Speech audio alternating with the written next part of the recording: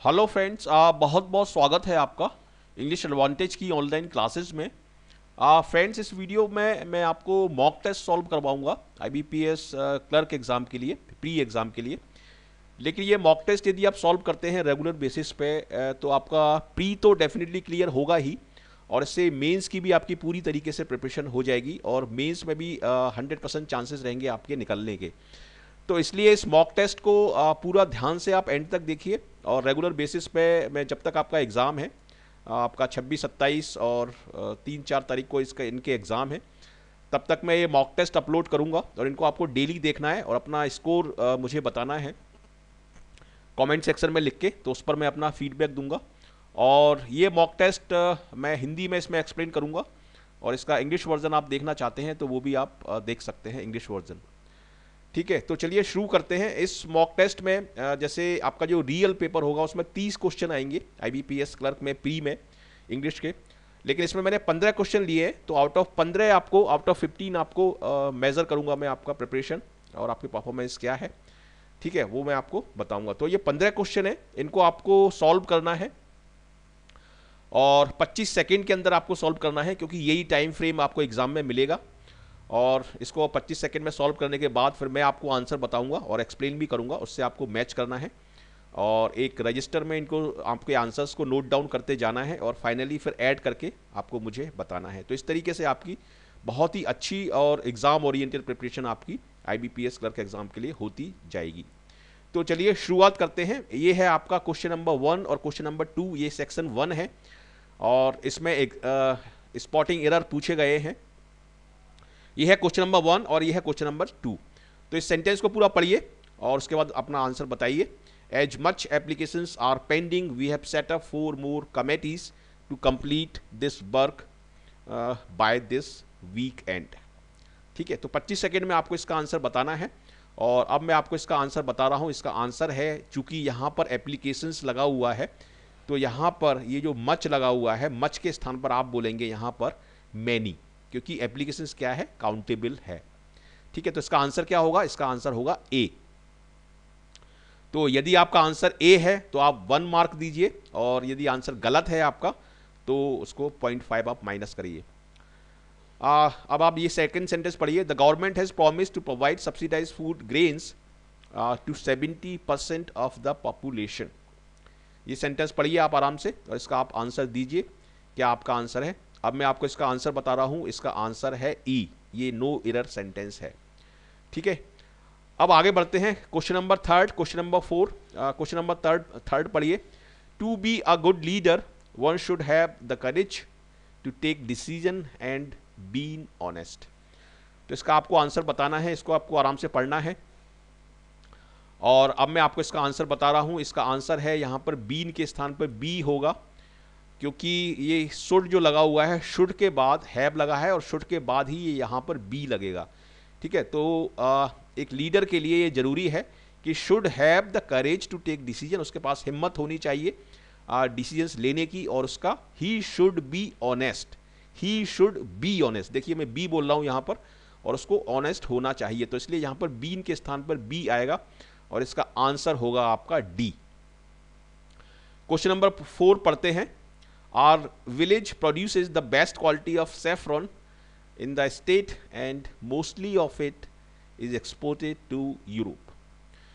तो इसको आप पढ़ें और इसका आंसर बताएं हैं। मैं इसका आपका आंसर बताता हूं। इसका आंसर है डी। यहाँ पर मोस्टली ऑफ इट के स्थान पर इसमें होगा मोस्ट ऑफ इट। ठीक है, तो यदि आपका आंसर इसमें डी है तो 1 नंबर दीजिए, अदरवाइज यदि आपने अटेम्प्ट किया है तो -5 माइनस में आप दीजिए, और यदि अटेम्प्ट नहीं किया है तो उसको आप छोड़ सकते हैं। देखिए ये है सेक्शन 1 स्पॉटिंग एरर। 5 और 6 के क्वेश्चन हैं, तो 4 क्वेश्चन आप कर चुके हैं। आप क्वेश्चन नंबर 5वां देखिए। The interrogation made by him hardly yield any concrete conclusion about the crime. इसका आंसर बताएं आप, क्या है इसका आंसर। अब मैं इसका आपको आंसर बता रहा हूं। देखिए ये चूंकि मेड लगा हुआ है, ठीक है, तो मेड के थ्रू ये पता पड़ रहा है कि ये सेंटेंस पास्ट में है, तो इसलिए यहां पर आप बोलेंगे इसमें यील्डेड, और आपका आंसर जो होगा वो होगा बी। क्वेश्चन नंबर 6 पढ़ें। Question number 6, the way to the fort was too difficult that we could not reach the farthest point. मतलब किले तक पहुंचने का जो रास्ता था वो इतना ज़्यादा डिफिकल्ट था कि हम जो आखिरी पॉइंट है वहां तक नहीं पहुंच सके। ठीक है, तो इस तरह के सेंटेंसेस में ये जो दैट जुड़ता है ये जुड़ता है सो के साथ, ये टू के साथ नहीं जुड़ता। तो यहां पर in place of this to यहां पर आपको बोलना पड़ेगा सो, और आपका आंसर होगा बी। ठीक है, ये है सेक्शन 2, फिलर्स का सेक्शन आ गया आपका।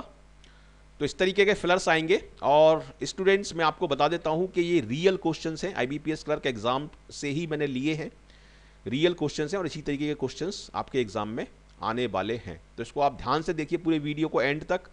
ठीक है, बीच में स्किप प्लीज मत करिए। There is no need of any proof because everything is very. इसका आंसर बताएं आप, इसका आंसर क्या है? Essential, definite, regular, uncertain, obvious. तो अब मैं आपको इसका आंसर बता रहा हूं। देखिए, जब there is no need of any proof, हमें प्रूफ की जरूरत कब नहीं पड़ती? जब सारी चीजें पहले से ही ऑब्वियस होती हैं, इसलिए हमें प्रूफ की जरूरत नहीं पड़ती। तो यदि सारी चीजें ऑब्वियस हैं, एविडेंट हैं, क्लियर हैं, तो हमें प्रूफ की जरूरत नहीं पड़ेगी। तो इसलिए इसका आंसर होगा ए। अब आ जाइए क्वेश्चन नंबर 8 पर। Onions grow in this part and hence they are always very cheap here।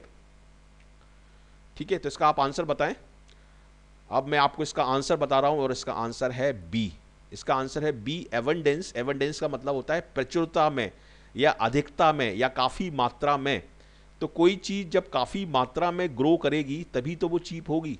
और चूंकि अनियंस यानी प्याज वहां पर सस्ता बिकता है, क्यों? क्योंकि वहां पर जो उसकी जो ग्रोथ होती है वो काफी मात्रा में होती है। तो यहां पर इसका आंसर होगा एबंडेंस, बी यहां पर इसका आपका आंसर होगा। डर्थ का मतलब कमी होता है और एक्सेसिव का मतलब बहुत ज्यादा होता है, तो ये वर्ड यहां पर नहीं आएंगे।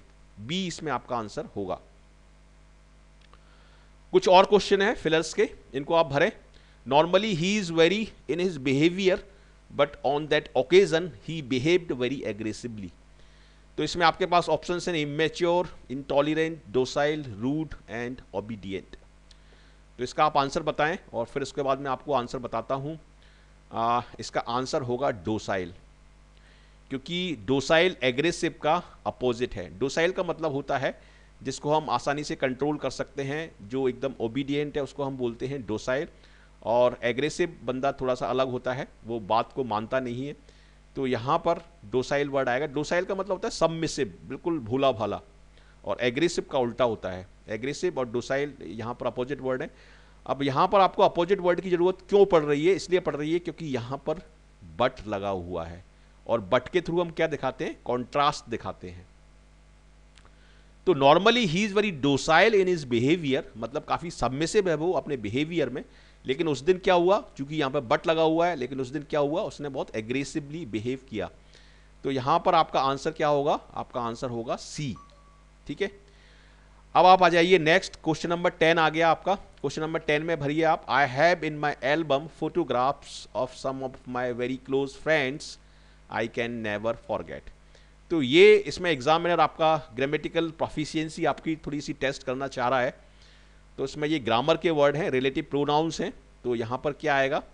और अब मैं आपको इसका आंसर बता रहा हूँ। यहाँ पर आएगा whom। तो यहाँ पर आपका आंसर होगा बी।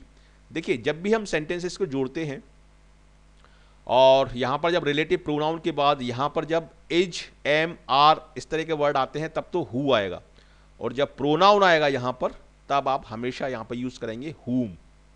तो चूंकि यहाँ पर प्रोनाउन आ रहा है, आई आ रहा है, तो इसलिए आप प्रोनाउन यूज करेंगे whom। whose होता है पजेसिव केस में, which आता है थिंग्स के लिए, और दोज अलग चीज है। ठीक है, तो और who नहीं आएगा यहाँ पर आएगा आपका who। तो इसमें आपका आंसर होगा बी। ठीक है, तो चलिए आपके 10 क्वेश्चन हो गए। ये हो गया आपका सेक्शन सी आ गया, मतलब सेक्शन 3 आ गया क्लोज टेस्ट का। तो इसमें 5 क्वेश्चन है, और इसको पॉज कर दें आप इस वीडियो को और पूरा फिल करें आप बिल्कुल आराम से, कूल माइंड से। और उसके बाद इसको आप करें आप 25 × 5 यानी 125 सेकेंड में, यानी करीब 2 मिनट में आपको इसको पूरा सॉल्व करना है।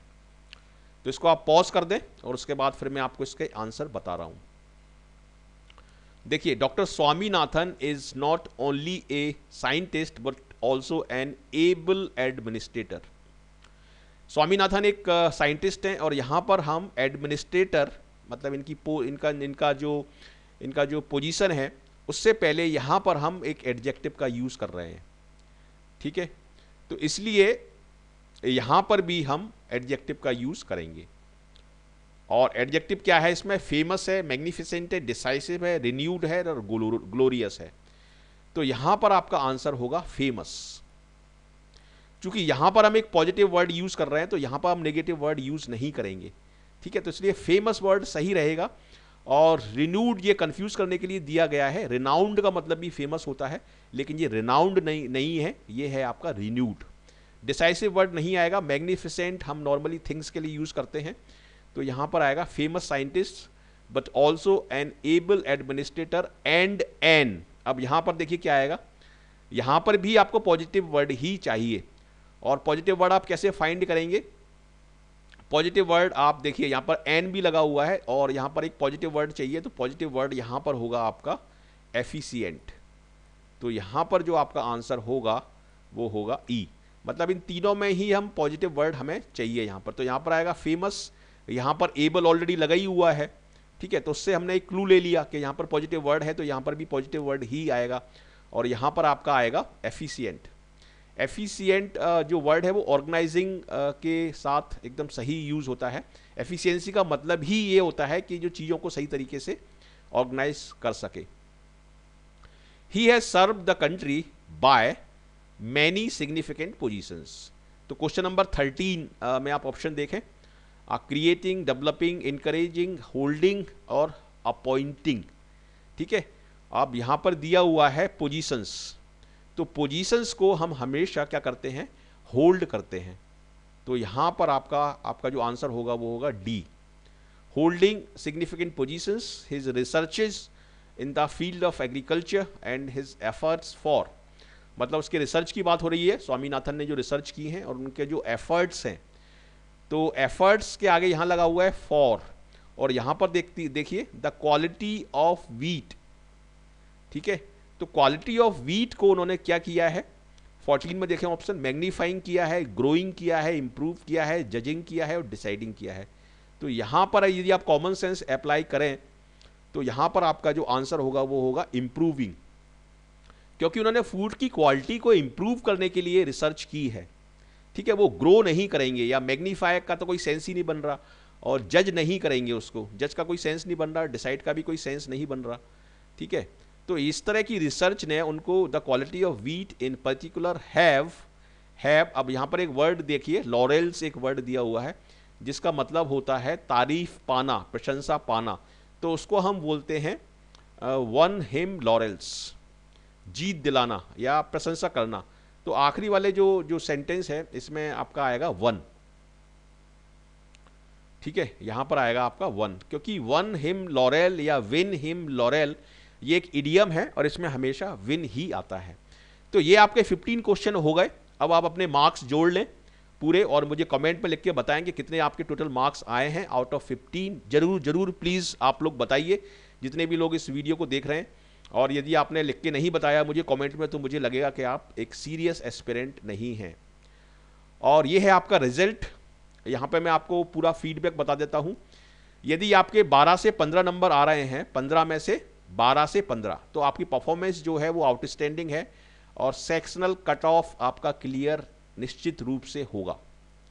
ठीक है, 9 से 12 है यदि, तो आपकी परफॉर्मेंस एक्सीलेंट है और सेक्शनल कट ऑफ आपका क्लियर होगा।